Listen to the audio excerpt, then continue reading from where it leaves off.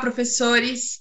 Muito boa tarde, muito bom dia, depende muito do horário que vocês estão assistindo essa gravação. Estamos aqui para conversar com vocês sobre essa transmissão de etapa, né?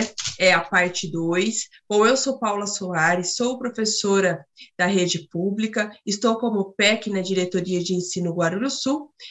Vou me autodescrever. Eu sou uma mulher alta, negra, de cabelos cacheados, curtos. Estou usando hoje um óculos vermelho, né, um óculos de grau. Estou com um fone e vestida com uma blusa com alguns girassóis. Bom, eu vou chamar agora a minha amiga, nossa colega, a Vera Mônica, para conversar um pouco com vocês. Verinha? Olá, pessoal. Eu sou Vera Mônica Ribeiro, também professora da rede estadual, atuando como coordenadora de organização escolar em uma escola da Diretoria de Ensino Norte 2. Eu sou de estatura baixa, tenho cabelos, né? Estou loira, tenho olhos castanhos, estou vestindo uma caixa-réu preta, né? E também uso óculos. Iremos dar início agora à nossa formação. Hoje, realizaremos a formação da etapa parte 2 de ATPC do Aprender Sempre, com foco na Semana de Estudos Intensivos, né, que nós chamamos de SEI, prevista para acontecer, né, entre os dias 12 e 20 de dezembro. Daremos continuidade aos estudos iniciados na formação de etapa parte 1, mais a pílula do conhecimento. Informamos que todo o material do Aprender Sempre, tanto os cadernos do professor quanto os cadernos dos estudantes, eles estão disponibilizados no site da IFAP. São 2 endereços, um direcionado para os anos finais do ensino fundamental e outro para o ensino médio. Convidamos a todos vocês que busquem esse material, né, digital no local indicado, né, do site da IFAP e utilize esses materiais para acompanhar aí a nossa formação. Para subsidiar, né, os desdobramentos das ATPCs, nós indicaremos os roteiros formativos de todos os bimestres de 2022. Convidamos vocês a acessarem, né, pelo QR Code, né? Aí vocês encontram o material dos roteiros dos 4 bimestres e vale lembrar, né, porque esses roteiros, eles apresentam a estrutura e o desenho das formações do bimestre, né, em questão. Ele mostra o eixo e os focos formativos das sequências didáticas, né, as atividades, e indica as habilidades essenciais que serão o foco dessas sequências, além de dar aí sugestões de trilhas e referenciais teóricos. Tá? Não deixe aí de acessarem, ok? Os objetivos da formação de hoje é revisitar o cronograma e a estruturação das formações da TPC do material Aprender Sempre referente ao 4º bimestre, retomar e aprofundar e sistematizar os conceitos e ideias discutidos na formação de etapa parte 1, juntamente com as pílulas de conhecimento, a fim de fortalecer a semana de estudos intensivos e seus possíveis encaminhamentos nas escolas, e discutir sobre a estruturação de questões para avaliação, sejam da escola, da SEDUC, ou do SARESP, ou até mesmo do SAEB, entre outros aí também. Paulinha? O primeiro momento de nossa formação tem a intenção de sempre deixá-los informados sobre as formações do material Aprender Sempre, compartilharmos o cronograma e a estruturação dessas formações. Nele, né, se vocês observarem aí o quadro, a data de que a gravação vai ao ar e a sequência a qual se remete à etapa, ou seja, a parte 1 e 2, e, por fim, o tema abordado.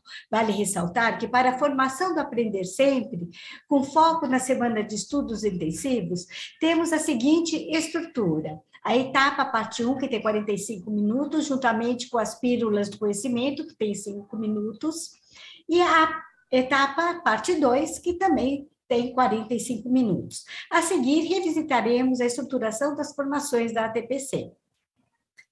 Desde o segundo semestre de 2022, a Secretaria da Educação do Estado de São Paulo propôs a formação de professores do Aprender Sempre em 2 momentos distintos.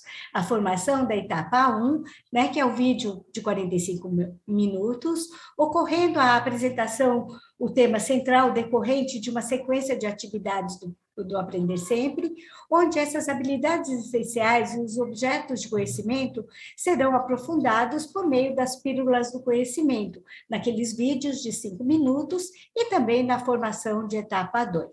Na próxima tela, informaremos como acessar as formações e as pílulas do conhecimento.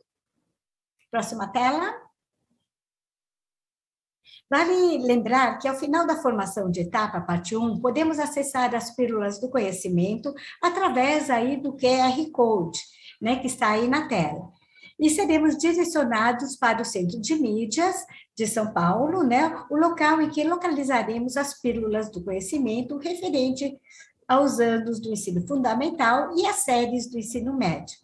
Também podemos acessar as formações de etapa da parte 1 e parte 2, ou seguir os seguintes passos: acessar o site do Centro de Mídias, né, clicar em repositório, clicar em sou servidor da rede, inserir o login e a senha, aquele mesmo, né, da Secretaria Digital, buscar na classificação, formação, recuperação e aprofundamento e colocar a data que a gravação foi ao ar. E aí vocês terão acesso aí às nossas formações.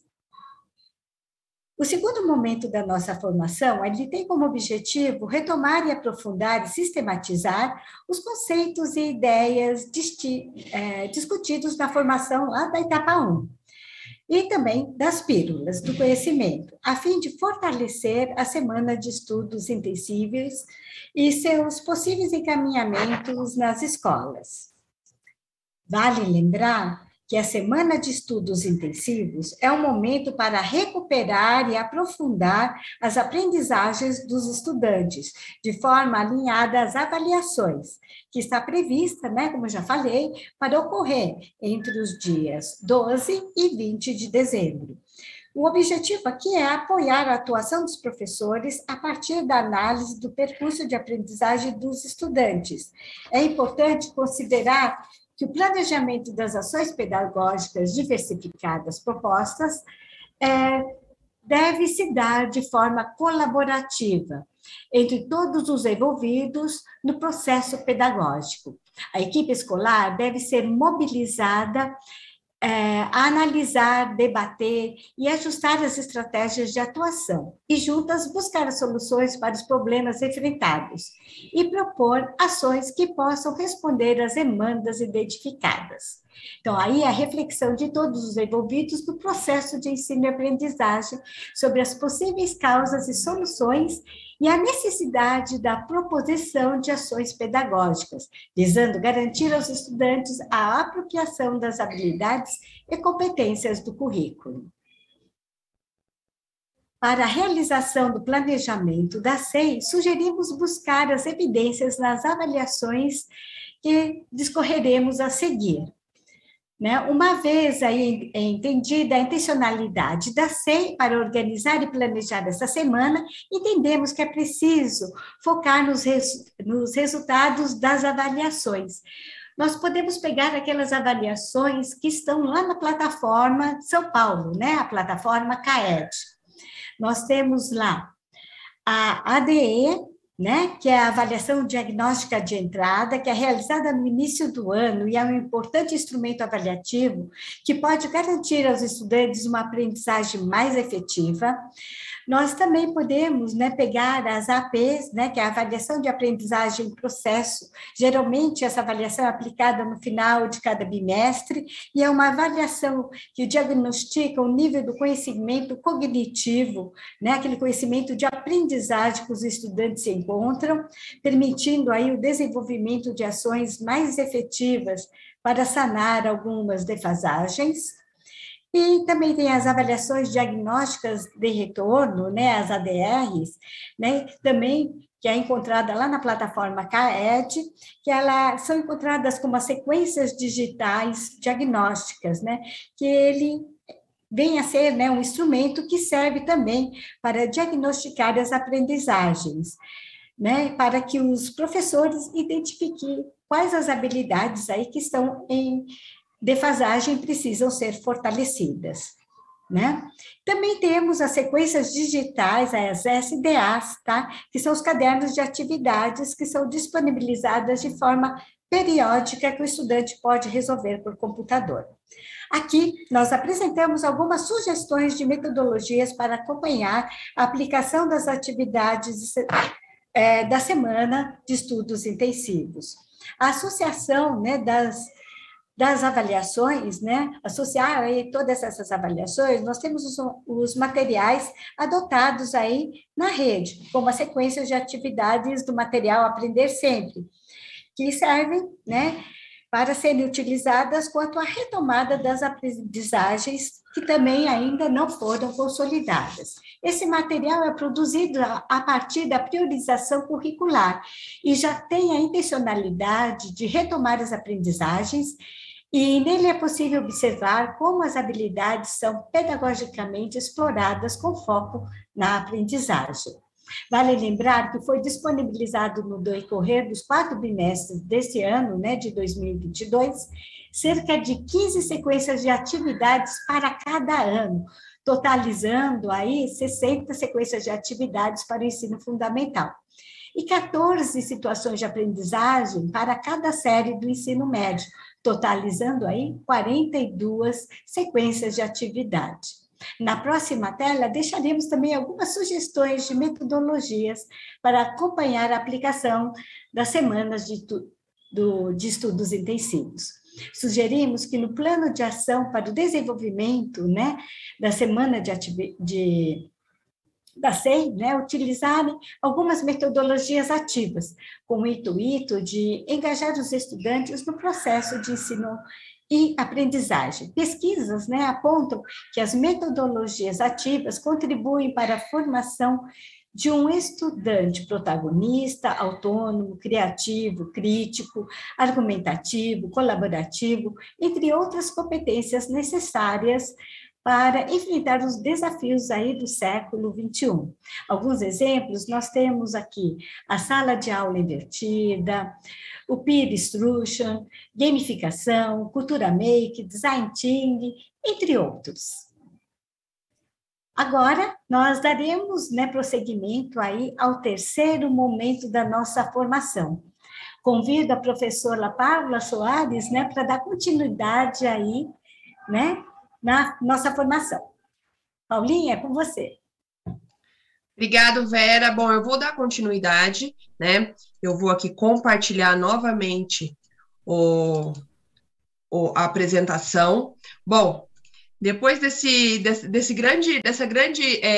essas ricas contribuições que a Vera nos trouxe sobre as metodologias, né, nós vamos falar sobre o terceiro momento, que é discutir um pouco com vocês sobre as questões que aparecem nas avaliações, discutir a estrutura dessas avaliações, né?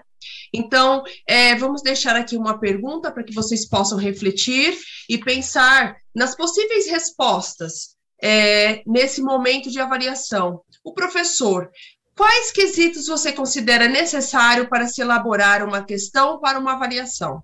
Bom, o que isso nos leva a pensar? Nós precisamos registrar quais são as possíveis respostas, né, para essa pergunta. E em relação à nossa prática, o que é necessário, o que a gente considera elaborar para uma questão envolvendo ali uma avaliação, né? O que nos leva a pensar nesse momento em que nós estamos refletindo sobre a nossa prática, avaliar quais são as possíveis contribuições dentro do aprendizado desse estudante?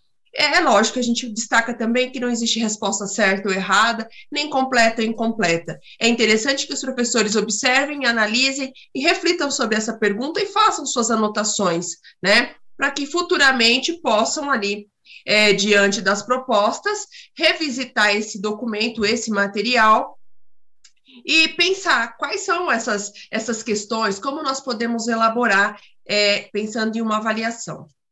Bom, Dentro dessas etapas para uma construção das questões de avaliação, nós temos a elaboração das questões, ela depende da elaboração dos critérios, né? E diante disso nós temos aspectos que são técnicos e aspectos que são pedagógicos. Com isso, destacam-se o conhecimento da matriz de referência, a seleção das habilidades e a construção da questão. Essas são as etapas da construção, né, de questões para as avaliações. E quando a gente pensa em refletir sobre a elaboração dessas questões, nós temos ali uma sistematização sobre tudo isso. Então, precisamos pensar no processo de criação, né? Esse processo de criação é pensar sobre qual competência nós estamos avaliando, as diversas linguagens, quais são as informações que nós precisamos coletar, onde começa, né? O que eu quero saber, né? Eu, Paula, o que eu penso quando eu estou elaborando uma questão? Eu quero saber o que esse meu estudante sabe. E o que eu posso ter em mente como professora? Bom, quais são as informações? Eu preciso trazer essas questões com clareza, qual é a habilidade que eu quero atingir, eu tenho que verificar a relação de tudo isso com o enunciado, verificar a relação que tem do enunciado com as alternativas, e o que eu devo evitar? Porque eu preciso evitar algumas coisas também. Informações desnecessárias, né, apenas que podem levar o aluno a se confundir, né, e também algumas questões que induzem ao erro. É necessário ter essa clareza quando estamos elaborando questões. Aqui nós temos o esboço, né, da elaboração de itens de avaliação, a estrutura dessas questões. Nós temos que ter um momento do enunciado, que traz ali o estímulo ao estudante para mobilizar esses diferentes saberes, que seja por meio de textos, de figuras, né? Nesse caso, nós temos a planta, que acaba sendo o suporte, nós temos o comando, que precisa ser claro, precisa trazer habilidade ou um complemento, e as alternativas. Temos a questão do gabarito, a alternativa do gabarito e também os distratores. Bom, conversando sobre algumas questões, falando um pouco sobre as questões do sexto ano, né, essa questão ela apareceu na AP, nós estamos falando de semana de estudo intensivo, então essa questão ela aparece lá no CAED, na plataforma São Paulo, é uma questão do sexto ano. 18% dos estudantes acertaram essa questão. A habilidade discorre sobre reconhecer que a relação de igualdade matemática não se altera ao adicionar, subtrair, multiplicar ou dividir os seus dois membros, né, por meio do mesmo número, e utilizar essa noção para determinar valores desconhecidos na resolução do problema. Como indicação, nós podemos trabalhar essa habilidade com o material Aprender Sempre, na sequência de atividade 5, volume 2, na parte 2, que está lá no 4º bimestre. Essa foi a questão que apareceu lá na AP1 do sexto ano. Temos aqui o enunciado, temos a comanda, né, qual é a alternativa, que é o gabarito, e quais são os distratores. O que essa questão investiga? Ela está investigando o que esse estudante conhece, ele reconhece a relação de igualdade matemática e o que acontece, né, dentro dessa construção matemática quando adiciona, quando subtrai, quando multiplica ou quando divide os seus dois membros pelo mesmo número. É importante a gente destacar e nós perguntarmos, né, o que esse estudante precisa saber para responder essa pergunta. Quais são os conhecimentos matemáticos que esse estudante precisa saber para responder essa questão da AP1? Bom, aqui tem todo o desdobramento sobre essa questão, a importância de compreender e de manter essa veracidade de igualdade, né, seja por meio das operações e também discutir com eles a importância dessa igualdade. Atentar-se para a ordem de prioridade das operações, para a ordem em que a operação é realizada na igualdade, saber que a multiplicação e a divisão têm prioridade em relação à adição e subtração, fazer essas retomadas com esses estudantes. Bom, realizar primeiramente uma adição, uma subtração, deve-se colocar parênteses. Além disso, discutir com eles, analisar, atentar-se à posição em que está a divisão, como ela foi adicionada, né? Pois a divisão, ela não possui essa propriedade comutativa. Para resolver essa questão, o que esse estudante deverá?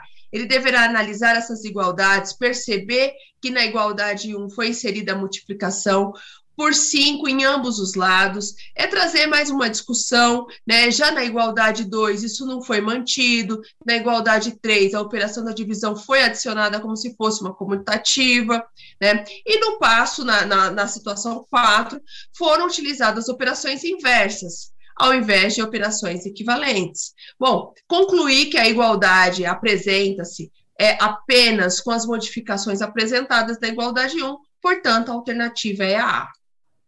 E também as possíveis dificuldades que esse estudante pode ter, né, que ele pode encontrar ao resolver essa situação. Ele pode reconhecer a prioridade entre as operações e perceber que a ordem em que a operação é adicionada na igualdade pode fazer a diferença, como no caso da divisão. Avançando, nós temos a atividade do 7º ano. No 7º ano, nós temos também à disposição na plataforma CAED, né? A habilidade do 7º ano, ela traz a ideia de resolver e elaborar situações e problemas que envolvam medidas de grandezas inseridas em contextos oriundos de situações cotidianas ou de outras áreas do conhecimento, reconhecendo que toda medida empírica é aproximada. Temos à disposição no material Aprender Sempre, na sequência de atividade 8 do volume 1, da parte 2 do 2º bimestre, atividades que corroboram com essa habilidade. Bom, analisando aqui a questão da AP1, essa questão, 29% dos estudantes acertaram, então percebam que é uma atividade, uma questão bem complicada, com assunto denso, e nós vamos trazer aqui a conversão entre as unidades, né? Também podemos utilizar e trabalhar com eles em sala de aula com pequenos grupos. Aqui nós temos o enunciado, a comanda, o gabarito e os extratores. Essa questão ela investiga a capacidade desse estudante em utilizar essas conversões, utilizando as unidades de medidas de massa, né, como tonelada, quilograma, grama, miligrama, dentro da resolução de problemas.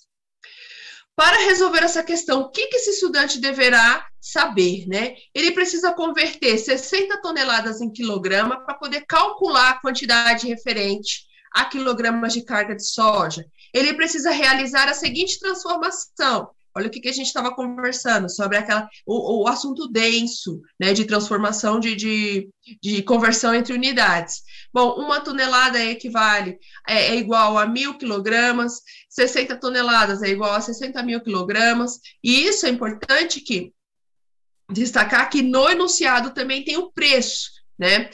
Sabendo que o preço que o mercado paga é de R$3 por quilograma, existe uma outra necessidade, calcular o valor em reais. Então, você também está utilizando uma matemática dentro do contexto social dessa criança.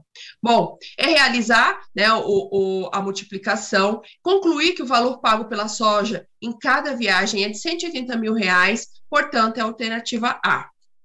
Possíveis dificuldades que esse estudante vai apresentar: transformar os valores de tonelada para quilo, considerar que 1 tonelada equivale a 100 quilos, ou ainda que equivale a 10 quilos, né? Trabalhar essa equivalência com esse estudante, não considerar a conversão de unidades de medidas de massa e apenas realizar a multiplicação, 60 vezes 3. Pronto, terminou o exercício.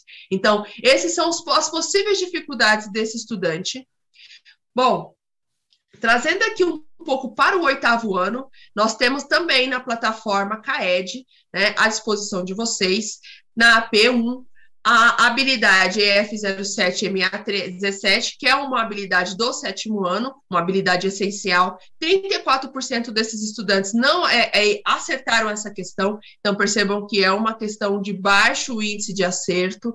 A proposta é resolver e elaborar situações, problemas que envolvam variação de proporcionalidade direta e de proporcionalidade inversa entre duas grandezas, utilizando sentença algébrica para a expressão e a relação entre elas. Bom, à disposição também temos atividades no Aprender Sempre, na sequência de atividade 1 do volume 1, parte 1, no 1º bimestre. Esse é um exercício que vai, né, investigar a capacidade desse estudante utilizar a proporcionalidade inversa entre as duas grandezas dentro dessa resolução problema. Perceba que estão em destaque onde está o enunciado, onde está a comanda, quais são os extratores e qual é o gabarito, né, dessa questão que nós estamos estudando para a SEI. Para resolver essa questão, o que esse estudante precisa compreender? Apropriar-se dessa situação que é apresentada, observar que são duas máquinas, né? Como foi que trabalhou essa fábrica? Essa fábrica utilizou 16 máquinas, como 18 máquinas funcionaram em 12 horas para a produção se manter, 16 máquinas ficaram ligadas por mais tempo. Então, é trabalhar esse tempo com esse estudante. Essas quantidades de máquina diminuiu e o tempo aumentou, é trabalhar essa grandeza inversamente proporcional. Calcular a quantidade de horas, né, durante as quais as 16 máquinas funcionaram, elaborar essa proporção, é trabalhar essa proporção com os estudantes, essa razão, é concluir que as máquinas funcionaram durante 13 horas,5 nesse dia.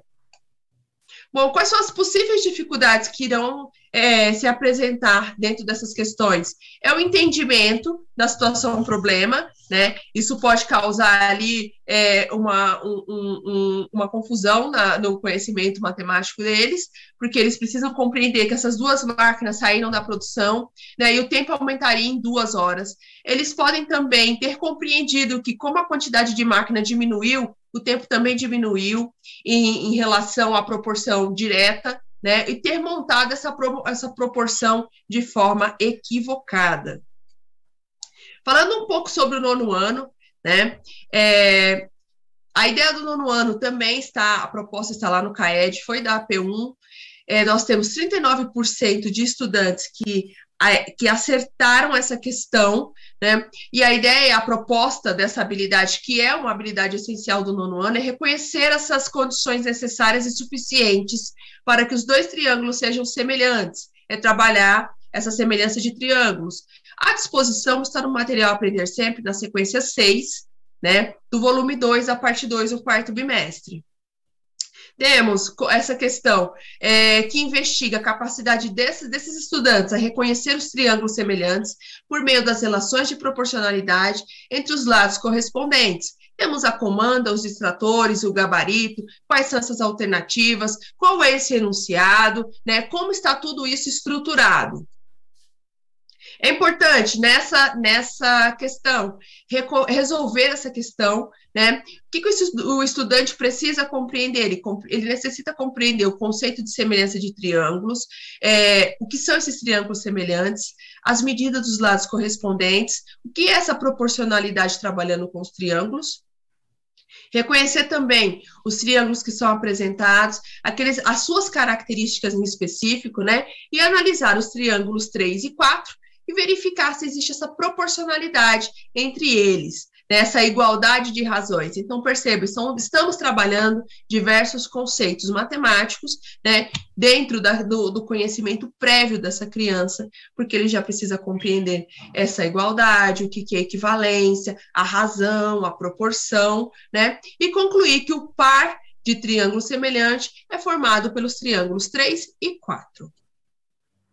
As possíveis dificuldades são em entender que essa semelhança ela pode ser observada dentro das medidas dos triângulos, né, do 8, 9 e 10, ao passo que o triângulo 2 e as suas medidas sejam consideradas triângulos semelhantes, né? O que são esses triângulos semelhantes? Compreender que os triângulos semelhantes são aqueles que possuem 2 lados com medidas iguais entre eles, ou ainda que os triângulos semelhantes são aqueles que possuem os lados que estão na horizontal considerada como base com a mesma medida. Então, é importante conversar, discutir o que são essas semelhanças de triângulos, né? Porque dentro dessas possíveis dificuldades, quais são os erros que geralmente aparecem? Onde é o momento em que ele não conseguiu consolidar aquela aprendizagem voltada à semelhança de triângulos. É o momento em que ele começa a fazer algumas confusões, né, sobre essa semelhança, sobre essas especificidades da semelhança de triângulos. Sistematizando, né, tudo isso, a ideia de sistematizar toda essa proposta é revisitar o nosso cronograma e a estrutura das formações, o Aprender Sempre, referente ao 4º bimestre, é retomar também a ideia, né, das formações, o Aprender Sempre, é retomar esse aprofundamento, essa sistematização, os conceitos, as ideias. A nossa proposta é essa, o que nós estudamos nesse encontro, nessa transmissão de etapa, né, que é a segunda parte, essa conversa que nós estamos tendo. Bom, é fazer esse fortalecimento por meio dessa transmissão de etapa e também pela pílula do conhecimento. A nossa ideia, a proposta é que tudo isso possa fortalecer essa semana de estudos intensivos e também os seus possíveis encaminhamentos nas escolas. O que acontece, qual que é a proposta, qual que é a demanda. Bom, nós também pretendemos, com esse estudo, né, retomando as atividades do 6º ano, do 7º ano, do 8º ano, do 9º ano, como nós acabamos de discorrer sobre, né, a importância de analisar essas estruturas. O que nós temos na estrutura de uma avaliação, que seja ela uma avaliação elaborada na escola, que seja ela uma avaliação enviada pela SEDUC, pelo SARESP, no SAEB. E agora eu vou retomar aqui com vocês, para mim daqui a pouco já chamar a Vera, a questão que nós começamos, né? Quando eu comecei a conversar com vocês sobre o terceiro momento, nós trouxemos esse momento de reflexão. O professor ou a professora, quais são os quesitos que você considera necessário para se elaborar uma questão para uma avaliação? Então, percebam, nós escorremos sobre questões dos 6º anos, que teve um índice de acerto, né? A questão lá do 7º ano, a do 8º ano, que teve 34% de acerto, e falou sobre as grandezas inversamente proporcionais. Também falamos no 9º ano, né, sobre a semelhança de triângulos. Então, é importante para que nós possamos também refletir sobre a nossa prática, né, e pensar em quais são os quesitos, o que nós precisamos considerar no momento em que estamos elaborando uma questão para uma avaliação. Bom, eu vou parar aqui de compartilhar, vou chamar a Vera, né, para ela fazer os encaminhamentos com vocês também. Só um momento, Vera. Olá, Paulinha. Então, isso tudo aí é muito importante, né? Toda essa discussão sobre cada questão, né? Essas questões aí que estão nas avaliações. É importante que o professor sempre verifique essas questões das avaliações que têm baixo índice, né? De acertos, né? É onde que o professor tem que focar, né? Como nós já vimos, né? Então, professores, né? Passo para vocês aí as nossas referências. Essas referências são importantes para aqueles professores que querem se aprofundar sobre os temas que aqui discutidos, né, nessa formação.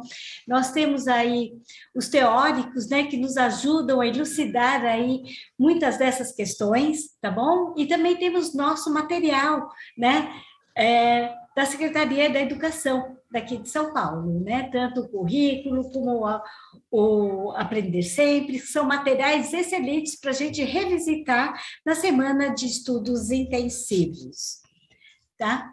Dando continuação aí às nossas referências, né? Podemos verificar que aí a maioria, né, dos nossos referenciais são os materiais da Secretaria de Educação. Podemos aí.